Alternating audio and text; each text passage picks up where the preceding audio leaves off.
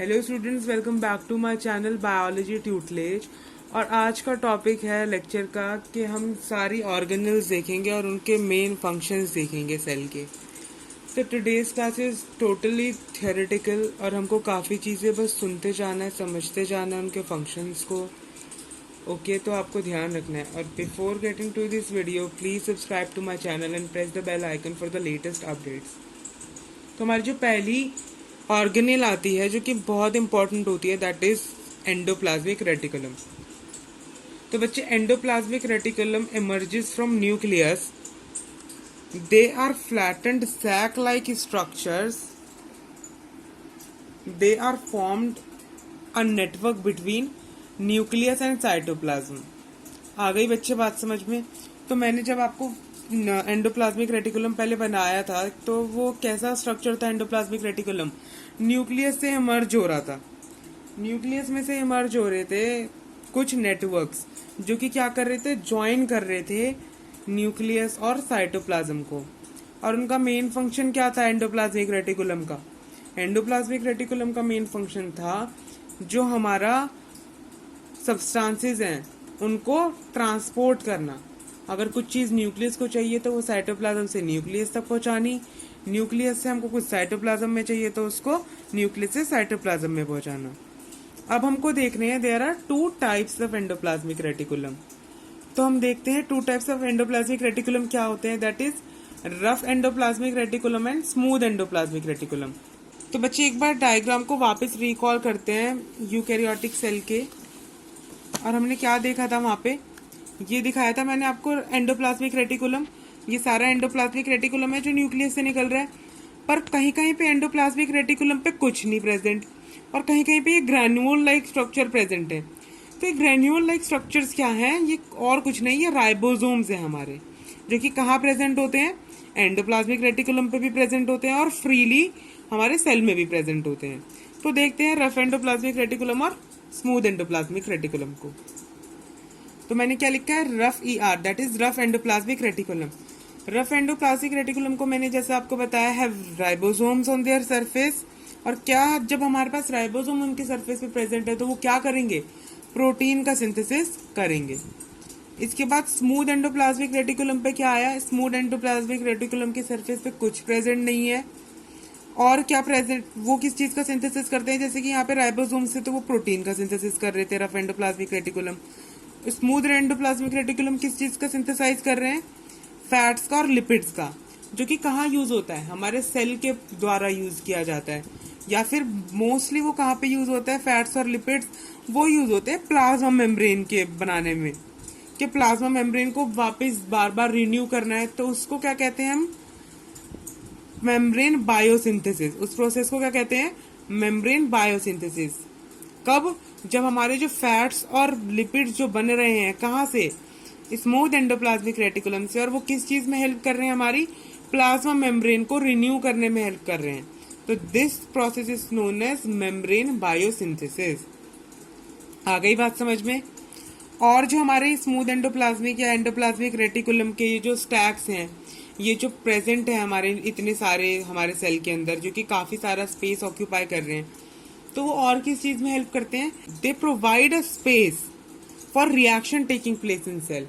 जितने भी रिएक्शंस हो रहे हैं उनको क्या करते हैं? उनको एक सरफेस देते हैं उनको होने के लिए, एंडोप्लाज्मिक रेटिकुलम।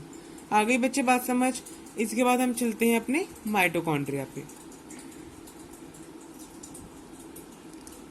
इसके बाद आता है हमारा माइटोकॉन्ड्रिया। हमें क्या पता है? मैंने जब आपको माइटोकॉन्ड्रिया पढ़ाया था तो mitochondria is power house of the cell. क्या करता है वो? Power house of the cell के नाम से भी जाना जाता है। अब हमको उसका स्ट्रक्चर देखना है। तो हमारा स्ट्रक्चर कैसा प्रेजेंट है उसका? इस टाइप का कुछ स्ट्रक्चर प्रेजेंट है। दो मेम्ब्रेन्स होती हैं उसके पास, इनर मेम्ब्रेन और आउटर मेम्ब्रेन। आउटर मेम्ब्रेन जो है बच्चे, आउटर मेम्ब्रेन सिंपल मेम्ब्रेन है जस्ट लाइक एक सेल मेम्ब्रेन। और जो इनर मेम्ब्रेन है वो काफी सारी फोल्डिंग्स के साथ प्रेजेंट है। अब फोल्डिंग्स क्यों प्रेजेंट है? हमारी जो इनर मेम्ब्रेन होती है, इनर मेम्ब्रेन पे एनर्जी मेकिंग का प्रोसेस होता है। अगर वो ऐसी प्रेजेंट होती simple regular without any foldings तो उसके पास कम सरफेस एरिया होता। और ये जो इनफोल्डिंग्स प्रेजेंट है, अब हमारे पास इससे क्या हो गया, सरफेस एरिया ज्यादा। तो जितना सरफेस एरिया ज्यादा होगा उतनी ही हम ज्यादा एनर्जी सिंथेसिस कर पाएंगे। सो हमारे को अगर क्वेश्चन आता है कि माइटोकॉन्ड्रिया के अंदर इनर मेम्ब्रेन में फोल्डिंग्स क्यों होती हैं, तो वो क्यों होती हैं, जिससे कि उसका सरफेस एरिया ज़्यादा हो सके, और ज़्यादा सरफेस एरिया मतलब के ज़्यादा एनर्जी मेकिंग का प्रोसेस। अब हमारा जो माइटोकॉन्ड्रिया होता है वो एनर्जी किस फॉर्म में बनाता है, वो एनर्जी बनाता है हमारे एटीपी की फॉर्म में।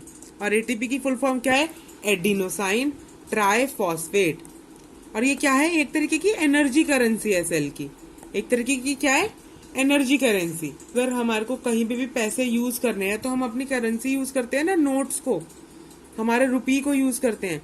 तो जैसे ही कहीं भी हमारे सेल में एनर्जी हमको यूज करनी है तो वो हम किस फॉर्म में यूज करेंगे, एटीपी की फॉर्म में यूज करेंगे। इसके बाद हमारा क्या पता होना चाहिए हमें माइटोकॉन्ड्रिया के बारे में, that this is a very special organelle. क्यों, क्योंकि यही सिर्फ एक सिंगल ऑर्गेनेल है जिसके पास डीएनए खुद का प्रेजेंट है और राइबोसोम खुद का प्रेजेंट है। वरना मैंने आपको बताया कि न्यूक्लियस के अंदर डीएनए प्रेजेंट होता है, पर हमारा माइटोकॉन्ड्रिया के अंदर अपने पास अपना खुद का डीएनए भी होता है और राइबोसोम भी होता है। क्यों, क्योंकि उसको अपने खुद के कुछ प्रोटीन सिंथेसाइज करने होते हैं जो कि उसके खुद के नीड के लिए होते हैं। So this is all about हमारे माइटोकॉन्ड्रिया, क्या होता है, क्या क्यों उसे पावर हाउस कहते हैं, किस फॉर्म में वो एनर्जी को यूज करता है। अगला देख, it's Golgi apparatus. Golgi apparatus को गोल्गी एपैरेटस इसलिए कहते हैं क्योंकि जो साइंटिस्ट थे जिन्होंने फर्स्ट ऑब्जर्व किया था सेल में Golgi apparatus is Camillo Golgi, तो उन्होंने अपने नाम पे ही गोल्गी एपैरेटस रख दिया नाम। तो ये कैसी होती है, मैंने आपको बताया था कि they are like membranes, folded membranes. एक बार स्ट्रक्चर फटाफट से वापस देखते हैं गोल्गी एपैरेटस का। तो ये था हमारा गोल्गी एपैरेटस का स्ट्रक्चर, देखिए ये पैरेलली प्लेस्ड है और ये भी मेम्ब्रेन टाइप सैक्स हैं, दिख रहा है आपको। तो देखते हैं वापस इसका फंक्शन। तो क्या करता है हमारे पास, ये तो एक तो पहली बात पैरेलली प्रेजेंट है एक दूसरे के, और इनका काम क्या होता है, इनका काम होता है प्रोटीन्स को मॉडिफाई करना और पैक करना इनटू वेसाइकल्स। अब जो हमारा प्रोटीन को ट्रांसपोर्ट करना है हमको अलग अलग जगह पे सेल के, तो उसको किसी एक पैकेट के अंदर ही तो हमें ट्रांसपोर्ट करना पड़ेगा, और वो पैकेट क्या होता है, वेसिकल। उस पैकेट को क्या कहते हैं, वेसिकल। और वो मॉडिफाई भी करता है प्रोटीन को। फॉर एग्जांपल एक ही टाइप का प्रोटीन निकलता जा रहा है राइबोसोम से, राइबोसोम एक ही टाइप का प्रोटीन बनाते जा रहे हैं, तो उस एक ही टाइप के प्रोटीन को तो यूज नहीं होना पूरे सेल में, कहीं पे कुछ चीज के लिए अलग प्रोटीन चाहिए, कहीं पे कोई अलग प्रोटीन चाहिए। तो वो क्या हमको मॉडिफाई करना है, हमको उस प्रोटीन को मॉडिफाई करना है जो राइबोसोम से आ रहा है। तो वो कौन करता है, गोल्गी एपैरेटस। आ गई बच्चे बात समझ में। और क्या करते हैं, कभी कभार ये लाइसोसोम्स का भी फॉर्मेशन कर देते हैं। इसका अगला हमको लाइसोसोम्स ही देखना है। अब आता है बच्चे हमारा लाइसोसोम्स। तो लाइसोसोम्स क्या होते हैं, छोटे छोटे सैक लाइक स्ट्रक्चर होते हैं, ठीक है, जिसके अंदर क्या होते हैं, डाइजेस्टिव एंजाइम्स फिल्ड होते हैं। तो lysosomes are membrane bound sacs filled with digestive enzymes. अब ये क्यों होते हैं, ये इसलिए होते हैं कि हमारे जो कोई कोई ऑर्गेनेल है, अब हर चीज़ का एक टाइम पीरियड होता है, उसके बाद उसकी डेथ हो जानी है।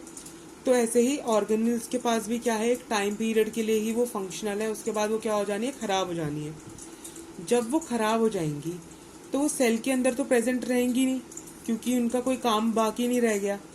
तो लाइसोसोम्स क्या करते हैं, उन ऑर्गेनेल्स को क्या करते हैं, डाइजेस्ट करने में हेल्प करते हैं। और क्या करते हैं, अगर हमारा कोई फॉरेन मटेरियल आया है बाहर से सेल के अंदर, अगर किसी बैक्टीरिया ने हमारे किसी सेल के ऊपर अटैक कर दिया, तो उस बैक्टीरिया को भी कौन डाइजेस्ट करेगा, लाइसोसोम्स। जैसे कि हम यहाँ देख सकते हैं, these help in to keep cell clean by digesting any foreign molecule entering the cell such as bacteria और टॉर्न ऑफ ऑर्गेनेल। खराब ऑर्गेनेल को और बैक्टीरिया को डाइजेस्ट करने का काम करते हैं। अब कभी कभार क्या होता है बच्चे, हमारा सेल डैमेज हो गया, हमारा सेल सही से फंक्शन नहीं कर पा रहा। अब जब सही से फंक्शन नहीं कर पा रहा तो सही प्रोटीन क्या बनाएगा, वो फंक्शन ही नहीं कर पा रहा ढंग से। तो वो जब डैमेज हो गया तो लाइसोसोम्स क्या होते हैं, खुद बर्स्ट हो जाते हैं, और उनके अंदर क्या है, स्ट्रॉन्ग डाइजेस्टिव एंजाइम्स हैं, तो वो क्या कर देते हैं, पूरे के पूरे सेल को ही डाइजेस्ट कर देते हैं। तो that is why they are also known as suicidal bags. आया आपको समझ में लाइसोसोम्स का पूरा फंक्शन क्या है, कैसे वो डाइजेस्ट कर रहे हैं ऑर्गेनेल्स को और बैक्टीरियाज को, और कभी कभार क्या पूरे के पूरे सेल को, जब सेल डैमेज हो जाता है। इसका अगला देखेंगे हम वैक्यूल्स।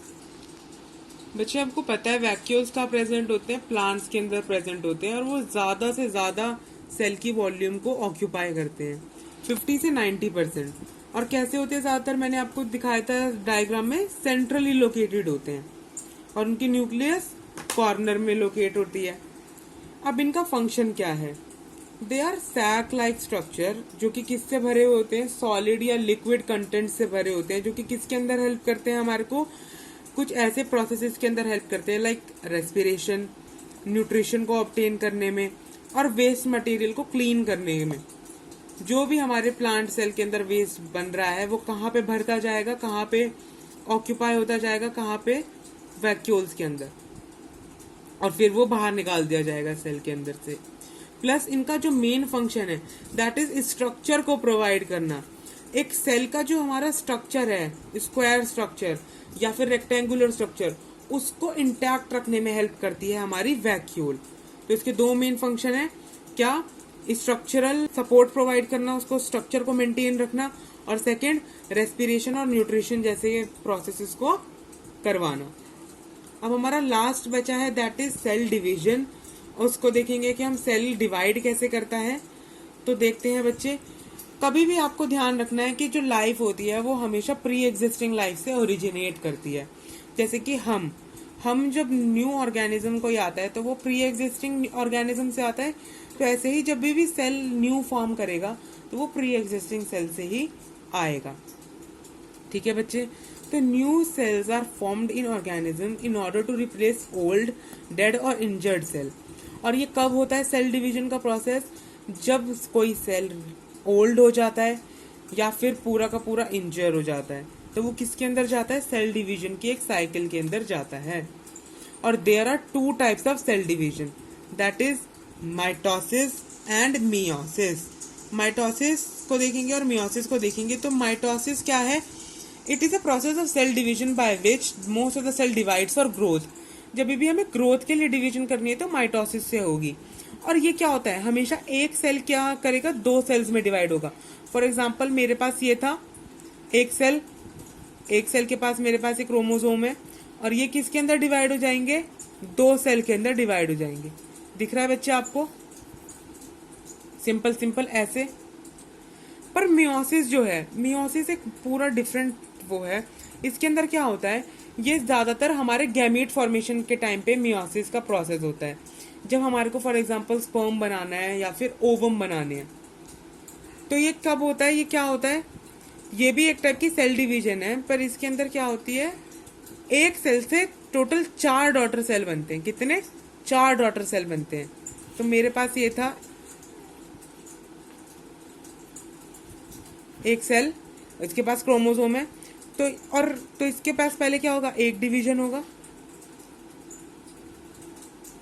जिसके अंदर 2 सेल बनाए उसने, और ये 2 सेल क्या होंगे, फिर से डिवाइड कर देंगे।